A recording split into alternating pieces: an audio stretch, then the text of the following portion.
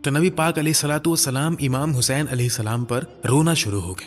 जब आप अलैहिस्सलातु वस्सलाम से पूछा गया कि आप क्यों रो रहे हैं, तो आपने आंसुओं से भरी आंखों के साथ फरमाया, मेरे बाद एक जालिम गिरोह उन्हें कत्ल कर देगा। अल हुसैन हिजरत के चौथे साल पैदा हुए और आप जानते हैं इनकी और इनके बड़े भाई हजरत हसन की पैदाइश में कितना फर्क था, इंतहाई कम। किताबों में रिवायत मिलती है कि हजरत फातिमा ने अल हसन को जन्म देने के फौरन बाद सिर्फ एक ही हैज के वक्फे से उनसे हामला हो गई और हुसैन पैदा हुए। ये दोनों भाई लफ्जी तौर पर नबी अलैहिस्सलातु वस्सलाम की मस्जिद में एक दूसरे के इर्द गिर्द घूमते थे, गिरते थे और नबी अलैहिस्सलातु वस्सलाम की गोद में एक साथ बैठते थे। हजरत अली रज़ियल्लाहु तआला अन्हु हुसैन रज़ियल्लाहु तआला अन्हु का नाम हर्ब रखना चाहते थे, जिसका मतलब है जंग, लेकिन नबी अलैहिस्सलातु वस्सलाम ने फरमाया नहीं, हर्ब का मतलब जंग है। उन्होंने बजाय इसके इनका नाम हुसैन रखा, जिसका मतलब है छोटा हसन, यानी बेहतरी और खूबसूरती। आप सल्लल्लाहु अलैहि वसल्लम को हसन और हुसैन रज़ियल्लाहु तआला अन्हु की खुशबू से बेहद मोहब्बत थी और फरमाया कि ये दोनों जन्नत के नौजवानों के सरदार हैं। एक मौके पर नबी अलैहिस्सलातु वस्सलाम ने फरमाया, जो मुझसे मोहब्बत करे उसे चाहिए कि हुसैन से मोहब्बत करे। एक दफ़ा का जिक्र है, हमारे आका उस जगह तशरीफ फरमा थे जहाँ नमाज जनाजा अदा की जाती थी। इतने में क्या देखते हैं कि वहाँ दो नन्हे शहजादे हजरत अल हसन और हजरत अल हुसैन रज़ियल्लाहु तआला अन्हुमा आ गए और आते ही दोनों भाइयों ने बिल्कुल भोले भाले अंदाज में आपस में कुश्ती लड़ना शुरू कर दी। उन्हें इस तरह खेलता देखकर हमारे प्यारे नबी का चेहरा खिल उठा। आप मुस्कुराए और उनका हौसला बढ़ाते हुए बोले, शाबाश हसन, चलो हसन। ये सुनकर वहां मौजूद हजरत फातिमा रज़ियल्लाहु तआला अन्हा और हजरत अली थोड़ा हैरान हुए। उन्होंने बड़े अदब से पूछा, ए अल्लाह के रसूल, क्या आप हसन को हुसैन पर तरजीह दे रहे हैं? आप सिर्फ हसन का हौसला क्यों बढ़ा रहे हैं?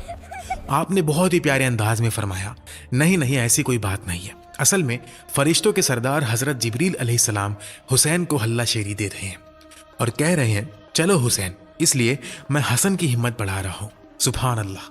फिर अली रज़ियल्लाहु तआला अन्हु के इंतकाल के बाद 40 हिजरी के बाद 6 महीने के लिए हसन खलीफा बने। उन्होंने दिलों को जोड़ने का तरीका ये इख्तियार किया कि उन्होंने कहा, मैं खिलाफत से अलग होता हूँ। तो उन्होंने खिलाफत से इस्तीफा दे दिया और मुआविया को खलीफा मुकर्रर कर दिया।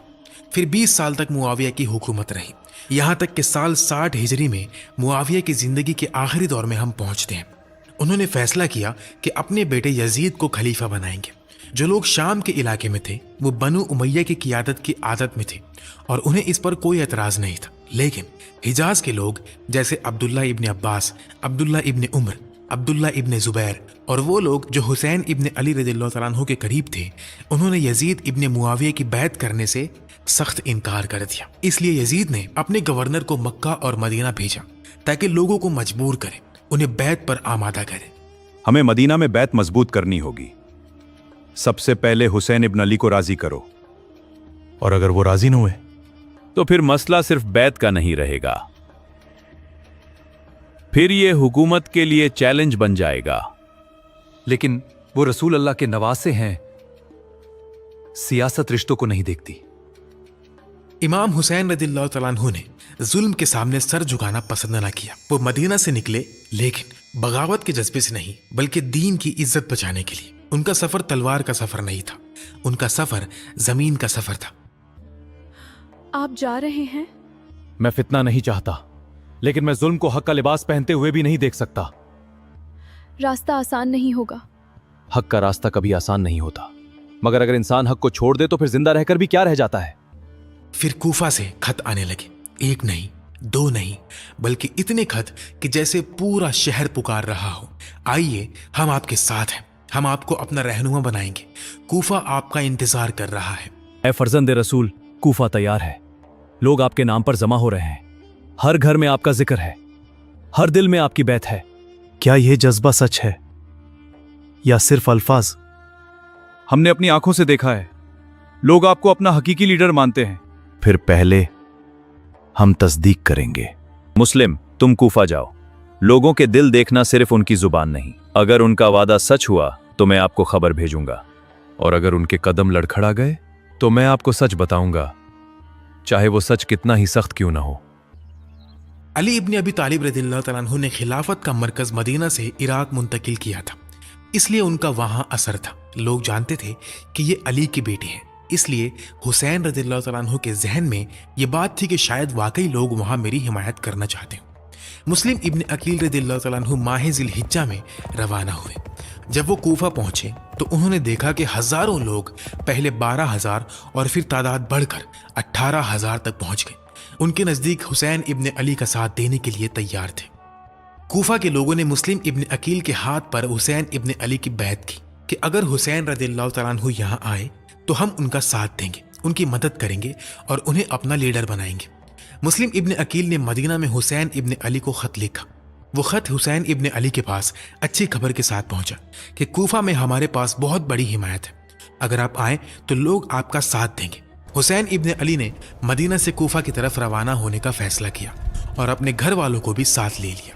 یزید کو کچھ شک ہوا، اسے ٹھیک سے معلوم نہیں تھا کہ کیا ہو رہا ہے، لیکن اسے کچھ اندیشہ ہوا، اس لیے احتیاطی طور پر اس نے کوفہ کا گورنر بدلنے کا فیصلہ کیا۔ پہلے وہاں نعمان ابن بشیر رضی اللہ تعالیٰ عنہ تھے جو نبی صلی اللہ علیہ وسلم کے عظیم صحابی تھے۔ یزید نے ان کی جگہ عبید اللہ ابن زیاد کو گورنر بنایا۔ عبید اللہ ابن زیاد اس لیے بھی مشہور تھا کہ اس کا تعلق علی کی فوج سے صفین کی جنگ کے دور سے بھی رہا تھا۔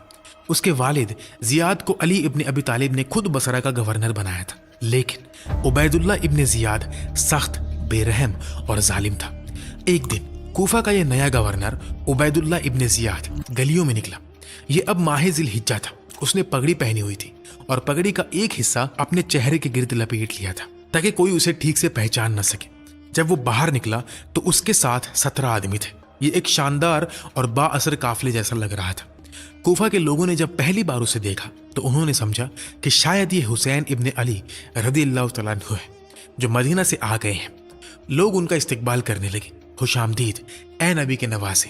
اس وقت حسین ابن علی کی عمر تقریباً 55 سال تھی، لیکن پھر لوگوں کو احساس ہوا کہ انہوں نے بہت بڑا غلط اندازہ لگایا ہے۔ عبید اللہ بن زیاد نے سب سے پہلے اپنے ایک خادم کو بھیجا۔ اس نے کہا، کوفہ کی گلیوں میں جاؤ، وہاں بیٹھو اور حالات پر نظر رکھو، دیکھو کون آتا ہے کون جاتا ہے۔ مسلم ابن عقیل کہاں ہیں؟ حسین ابن علی کہاں ہیں؟ یہ تمہاری ذمہ داری ہے، جاؤ اور ان لوگوں کا پتہ لگاؤ۔ اس خادم نے معلوم کیا کہ مسلم ابن عقیل ہانی ابن عروہ کے علاقے میں ہے۔ وہ واپس گیا اور ابن زیاد کو خبر دی کہ مسلم ابن عقیل کس جگہ پر ہے۔ ہانی ابن عروہ کوفہ کے ایک بزرگ، مشہور اور با اثر قبیلی لیڈر تھے۔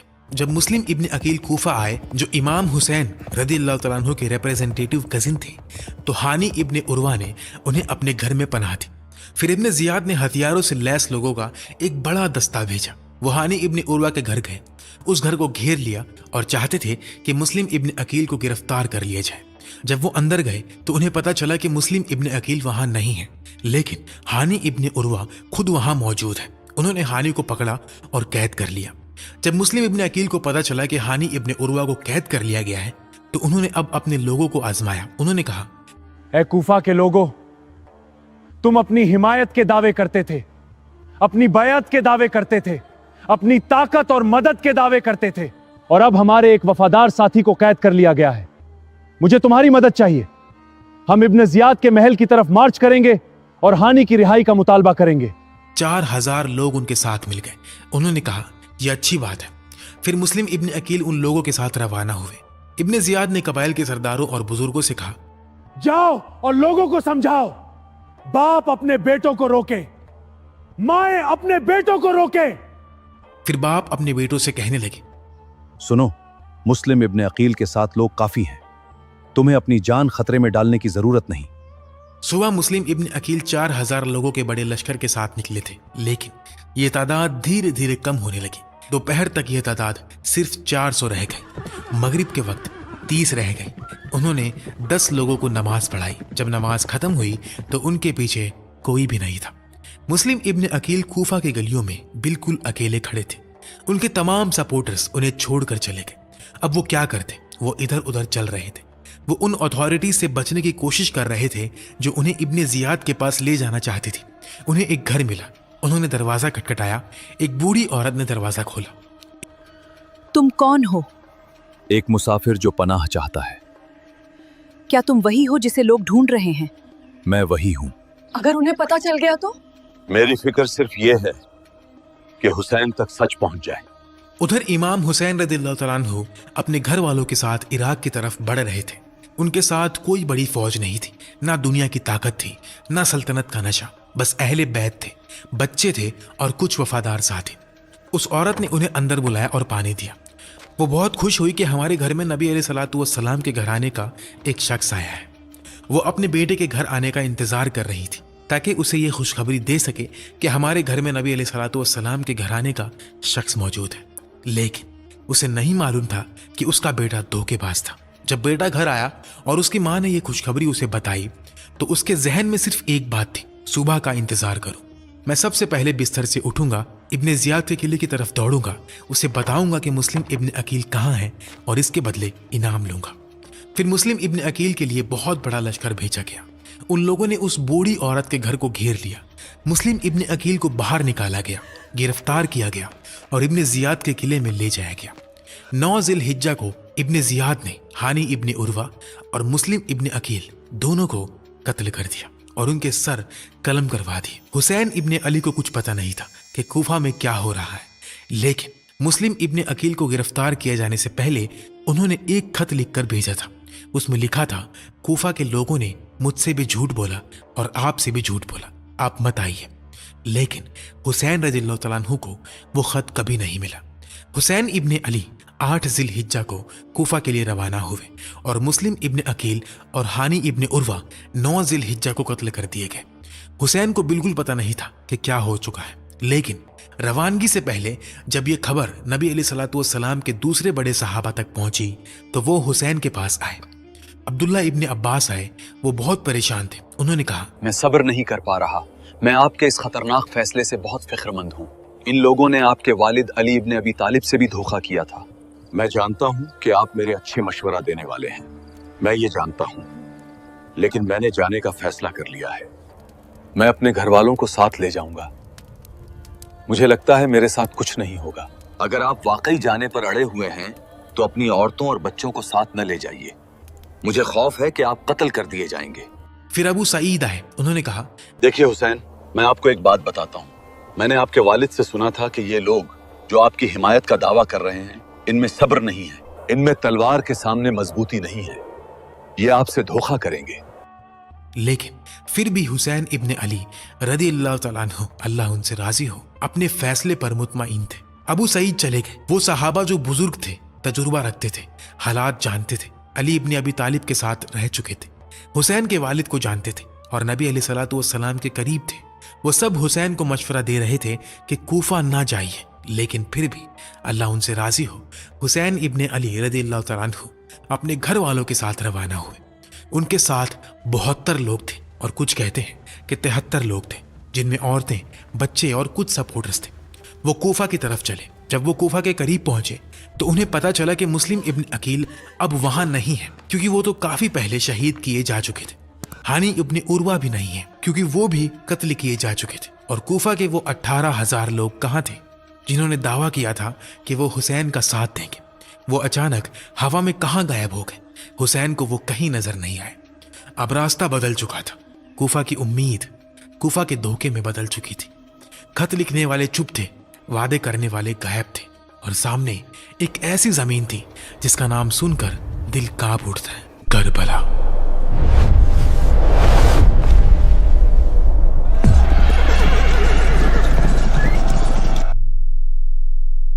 ये जमीन कौन सी है? इस जगह को करबला कहते हैं। कर्ब और बला। यहीं से वो दास्तान शुरू होती है, जहां प्यास सिर्फ जिस्म की नहीं थी, हक भी प्यासा था। हजरत हुसैन रज़ियल्लाहु तआला अन्हु अब एक ऐसे मकाम पर थे जहां ना कूफा वालों की प्रॉमिस्ड सपोर्ट थी, ना मुस्लिम इब्ने अकील रज़ियल्लाहु तआला अन्हु जिंदा थे, ना हानी इब्ने उर्वा।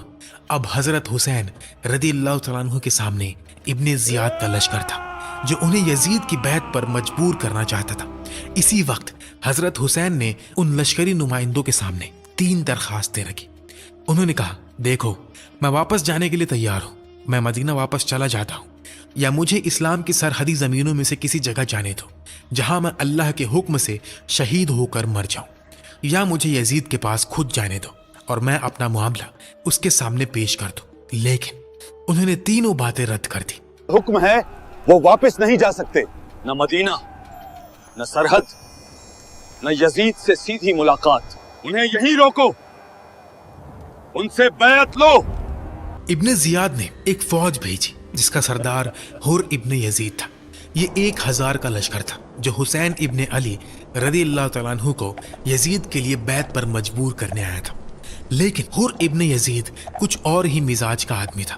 جب وہ حسین ابن علی کے پاس آیا تو اس نے اپنے آپ کو ان سے کچھ فاصلے پر رکھا۔ وہ کوشش کرتا کہ ان کے بہت قریب نہ آئے، وہ ان کا پیچھا کرتا۔ اگر حسین دائیں جاتے تو وہ دائیں جاتا، اگر حسین بائیں جاتے تو وہ بائیں جاتا، لیکن پھر بھی وہ کچھ فاصلہ بنائے رکھتا۔ اے حسین، میں نہیں چاہتا کہ میری وجہ سے نبی کے گھرانے پر تلوار اٹھے، تو پھر ہمیں جانے دو۔ میں اپنے حکم سے بندھا ہوا ہوں۔ انسان حکم سے نہیں، اپنے ضمیر سے پہچانا جاتا ہے۔ حر کے دل میں ایک جھکاؤ تھا، وہ دل سے اس کام کا حصہ نہیں بننا چاہتا تھا، لیکن اس کے لیے پوری طرح رشتہ توڑنا بھی مشکل تھا۔ ابن زیاد نے یہ محسوس کر لیا کہ حر کا دل کمزور پڑ رہا ہے، اس لیے اس نے ایک اور بڑا لشکر بھیجا، 4000 لوگوں کا، جس کا سردار عمر ابن سعد تھا۔ اس سے کہا گیا، جاؤ، اگر تم نہیں گئے تو یہ زمینیں جو میں تمہیں دے رہا ہوں کسی اور کو دے دی جائیں گی۔ یہاں وہ لوگ تھے جو دنیا کے وعدوں کے لیے ظلم اور برائی کرنے پر راضی ہو گئے۔ عمر ابن سعد اس سودے پر راضی ہو گیا اور 4000 لوگوں کی فوج کے ساتھ نکل پڑا۔ حسین ابن علی بے سہارا پھنس گئے، وہ جا نہیں سکتے تھے کیونکہ ابن زیاد راستے بند کر رہا تھا اور کوفہ کو گھیر رہا تھا۔ لوگوں کے لیے اندر آنا مشکل تھا اور باہر جانا بھی سخت تھا، لیکن حسین کچھ دنوں کی مہلت لینے کی کوشش کر رہے تھے۔ وہ اپنے ساتھیوں سے مشورہ کر رہے تھے، اس حالات میں مجھے کیا کرنا چاہیے؟ ساتھ ہی وہ انہیں مضبوط بھی کر رہے تھے۔ یہ مشکل گھڑی تھی، سختی کا وقت تھا، آزمائش کا وقت تھا۔ ایسے وقت میں انسان کیا کرتا ہے؟ ابن زیاد کی فوجیں بڑھتی جا رہی تھی، 1000 حسین ابن نمیر کے، پھر 1000، پھر عمر ابن سعد کے 4000۔ ہزاروں لوگ اس مقابلے کے لیے تیار ہو رہے تھے۔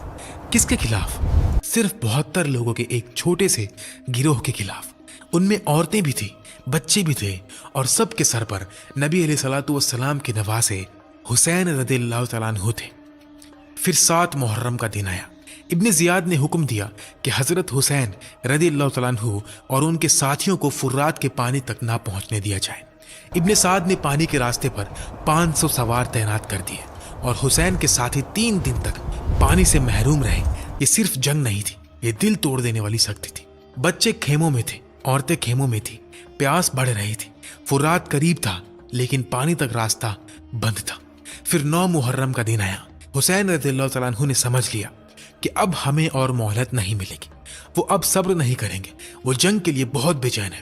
پھر حسین علیہ السلام نے اپنے لوگوں سے بات کی، انہوں نے اللہ سبحانہ و تعالیٰ کی حمد سے شروع کیا۔ ہر تعریف اللہ کے لیے ہے، چاہے مشکل ہو یا آسانی، چاہے آرام کے دن ہو یا سختی کے دن۔ آرام میں اللہ کو یاد کرو، اللہ مشکل میں تمہیں یاد رکھے گا۔ حسین ابن علی علیہ السلام اپنے لوگوں سے کہہ رہے تھے، اللہ کی نعمت کو مت بھولو، ہم اب بھی محمد صلی اللہ علیہ وسلم کی امت میں سے ہیں۔ ہم اللہ کا شکر ادا کرتے ہیں کہ اللہ نے ہمیں سننے کی قوت، دیکھنے کی قوت اور دل دیا۔ میرے پیارے بھائیوں، مجھے لگتا ہے کہ دشمن کے ساتھ ہمارا دن کل ہوگا، یہ رات تم پر آ چکی ہے۔ پھر حسین آگے بڑھے اور کہنے لگے، اللہ اکبر۔ لوگوں نے کہا، حسین کیا ہوا؟ انہوں نے کہا، میں نے ایک فرشتہ دیکھا ہے، ایک سوار کی شکل میں، اس نے مجھے بتایا ہے کہ لشکر آ رہا ہے اور موت تمہارا انتظار کر رہی ہے۔ لوگوں نے کہا، حسین آپ نے کیا دیکھا؟ دوسری بار انہوں نے کہا، میں نے اللہ سبحانہ و تعالیٰ کا فیصلہ دیکھا۔ انہوں نے ایک خواب دیکھا اور جس چیز نے انہیں جگایا وہ یہ تھا کہ ان کی بہن بھاگتی ہوئی اور چیختی ہوئی باہر آئی کیونکہ دشمن آگے بڑھ رہے تھے۔ اس رات حسین علیہ السلام نے اپنے تمام آدمیوں کو جمع کیا اور کہا، اے لوگو، جان لو کہ وہ صرف مجھے چاہتے ہیں، تو تم سب واپس کیوں نہیں چلے جاتے؟ تم سب واپس کیوں نہیں چلے جاتے اور مجھے چھوڑ دو؟ آپ کے بعد ہمارے لیے زندگی نہیں۔ پھر حسین علیہ السلام مسلم ابن عقیل کے گھرانے کی طرف مڑے اور کہا، اے مسلم کے گھرانے، تمہارے گھرانے نے قربانی دے دی ہے کیونکہ مسلم شہید ہو چکے ہیں، تم واپس کیوں نہیں چلے جاتے؟ اے حسین، لوگ کیا کہیں گے کہ تم نے اپنے سردار کو چھوڑ دیا صرف اس دنیا میں جینے کے لیے؟ اللہ کی قسم، ये कभी नहीं हो सकता। ये रात करबला की सबसे गहरी रात थी। खेमों में बच्चे थे, औरतें थी, मर्द इबादत में थे और मौत कल सुबह का इंतजार कर रही थी। 10 मुहर्रम अशूरा का दिन। एक तरफ हजारों का लश्कर, दूसरी तरफ हुसैन अलैहिस्सलाम के 72 वफादार। बैटल ऑफ करबला 10 मुहर्रम 61 हिजरी को लड़ी गई, जहां हजरत हुसैन इब्ने अली अलैहिस्सलाम और उनका छोटा सा काफिला यजीद की तरफ से भेजी गई फौज के सामने था। भाईजान, ये आवाजें? दुश्मन आगे बढ़ रहा है। क्या वक्त आ गया? बहन, सब्र। अल्लाह सब्र करने वालों के साथ है। करबला में सिर्फ मर्दों का इम्तिहान नहीं था, यहाँ औरतों का सब्र भी तारीख बनने वाला था। ऐ लोगो, सोचो मैं कौन हूँ? क्या मैं तुम्हारे नबी का नवासा नहीं? क्या तुमने मुझे खत नहीं लिखे? क्या तुमने मुझे नहीं बुलाया? अगर तुम मुझे नहीं चाहते तो मुझे वापस जाने दो। वो सच कह रहे हैं, हमने उन्हें बुलाया था। चुप रहो, हुक्म है। लेकिन ये रसूल अल्लाह के नवासे हैं। आज हुक्म के सामने रिश्ता मत याद करो। मैं किस तरफ हूं? हुक्म की तरफ या हक की तरफ? दुनिया की तरफ या आखिरत की तरफ? ऐ फर्जंदे रसूल, मैं वही हूँ जिसने आपका रास्ता रोका था। क्या मेरी तौबा कबूल हो सकती है? जो अल्लाह की तरफ लौट आए, अल्लाह उसे दूर नहीं करता। मुझे इजाजत दीजिए, मैं सबसे पहले अपनी जान पेश करूं। हुर ने दुनिया का लश्कर छोड़ा और हक का काफिला पकड़ लिया। करबला ने दिखाया कि जब तक सांस बाकी है, तौबा का दरवाजा बाकी है। फिर जंग शुरू हुई। सबसे पहले हुसैन रदियल्लाहु तआला अन्हु के घराने के जवान आगे बढ़े। जो शख्स निकला वो अली अकबर रदियल्लाहु तआला अन्हु थे। वो हुसैन अलैहिस्सलाम के सबसे बड़े बेटे थे। उस वक्त उनकी उम्र 19 साल थी। वो बाहर आए और शेर की तरह लड़े। क्यों? क्योंकि वो अली के नवासे थे और हमजा के घराने से थे। वो शेर की तरह लड़े, यहाँ तक कि दुश्मनों ने उनके हाथ काट दिए और उन पर वार किए। जब उनकी आखिरी सांसें चल रही थी, हुसैन ने उन्हें अपनी बाहों में लिया और कहा, ऐ मेरे बेटे, कयामत के दिन तुम्हारे नाना नबी अलैहिस्सलातु वस्सलाम तुम्हारी शहादत की गवाही देंगे। फिर नबी अलैहिस्सलातु वस्सलाम के रिश्तेदार आगे बढ़े। ये आम लोग नहीं थे, ये सहाबा थे। ये वो लोग थे जिन्होंने नबी अलैहिस्सलातु वस्सलाम के साथ मिलकर जंग की थी। उनमें से 4 आगे गए, यहाँ तक कि वो शहीद कर दिए गए। फिर हसन अलैहिस्सलाम के बेटे आगे आए। वो बहुत खूबसूरत जवान थे। वो लड़े, यहाँ तक कि दुश्मनों ने उनके सर पर वार किया। जब उनके सर पर वार हुआ तो उन्होंने कहा, या अल्लाह। फिर कहा, ऐ मेरे चचा। हुसैन अलैहिस्सलाम आगे बढ़े और उन्हें अपनी बाहों में ले लिया। उन्होंने कहा, ऐ मेरे बेटे, आज तुम्हारा चचा इतना मजबूर है कि तुम्हारी पुकार का जवाब नहीं दे सकता, क्योंकि उसके दुश्मन बहुत ज्यादा हैं और उसके दोस्त बहुत कम हैं। लेकिन अल्लाह की कसम, आज के बाद तुम्हें किसी को पुकारने की जरूरत नहीं पड़ेगी। फिर एक के बाद एक हुसैन अलैहिस्सलाम के घराने के लोग शहीद होते चले गए, यहाँ तक कि सिर्फ 2 लोग रह गए, अब्बास और हुसैन अलैहिस्सलाम। फिर अब्बास को भी शहीद कर दिया गया। फिर हुसैन अलैहिस्सलाम लड़े। वो इतनी बहादुरी से लड़े, लेकिन 3 दिन से उन्होंने पानी का एक घूंट भी नहीं पिया था। आखिरकार वो पीछे हटे और अपने खेमे में गए। उनका एक छोटा बेटा था, अब्दुल्ला। हुसैन अलैहिस्सलाम जानते थे कि उनका वक्त करीब आ चुका है। उन्होंने अपने बेटे को बाहों में लिया, उसे चूमने लगे, उसे सीने से लगाने लगे। कूफा के लोगों में से एक ने तीर चलाया। वो तीर अब्दुल्ला रदियल्लाहु तआला अन्हु की गर्दन में लगा। हुसैन अलैहिस्सलाम ने अब्दुल्ला को जमीन पर रखा और अपने हाथ आसमान की तरफ उठाए। उन्होंने कहा, ऐ अल्लाह, हमें अपने फैसले पर सब्र अता फरमा। अल्लाह की कसम, मैंने हुसैन जैसा बहादुर आदमी कभी नहीं देखा। क्यों? क्योंकि हुसैन जानते थे कि उनकी मंजिल जन्नत है। वो जानते थे कि जन्नत सिर्फ कुछ लम्हों की दूरी पर है। फिर हुसैन खड़े हुए। करीब एक दरिया था और उन्हें पता था कि उनका वक्त करीब है। वो पानी पीने के लिए दरिया की तरफ चले। कूफा के लोगों में से एक ने तीर चलाया। तीर लगा और हुसैन जमीन पर गिर गए। जब वो जमीन पर गिरे तो कूफा के लोगों ने उन्हें घेर लिया। हुसैन कह रहे थे, मुझे कुछ पानी दे दो। कयामत के दिन तुम क्या करोगे? जब तुम मेरे नाना के पास जाओगे और उनसे हौज पर पानी मांगोगे, तो कयामत के दिन तुम क्या करोगे? रिवायत में आता है कि यह मंजर इतना दिल हिला देने वाला था कि कई लोग एक कदम पीछे हट गए। यहां तक कि शिम्र ने कहा, किस बात का इंतजार कर रहे हो? इन्हें खत्म करो। सोचो, ये मंजर कैसा होगा।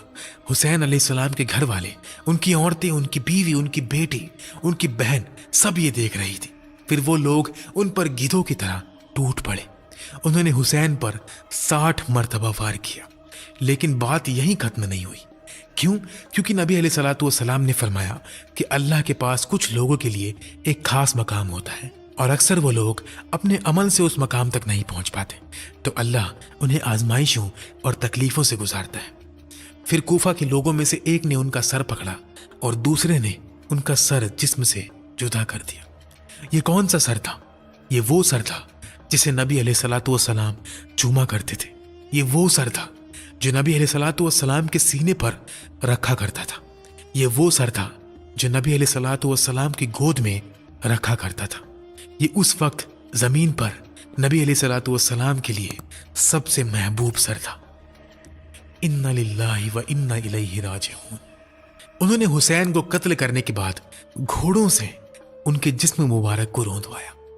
अल्लाह ने इन लोगों को ये तौफीक भी ना दी कि वो हुसैन अलैहिस्सलाम को दफन करते, यहाँ तक कि बनु असद आए और उन्होंने हुसैन का जिस्म और बाकी लाशों को दफन किया। जब कूफा के लोगों को पता चला तो उन्होंने उस जगह पर पानी बहा दिया जहां लाशें दफन की गई थी। फिर बनु असद के एक बदवी आदमी इस जगह आए। ये कौन सी जगह थी? ये जगह करबला थी।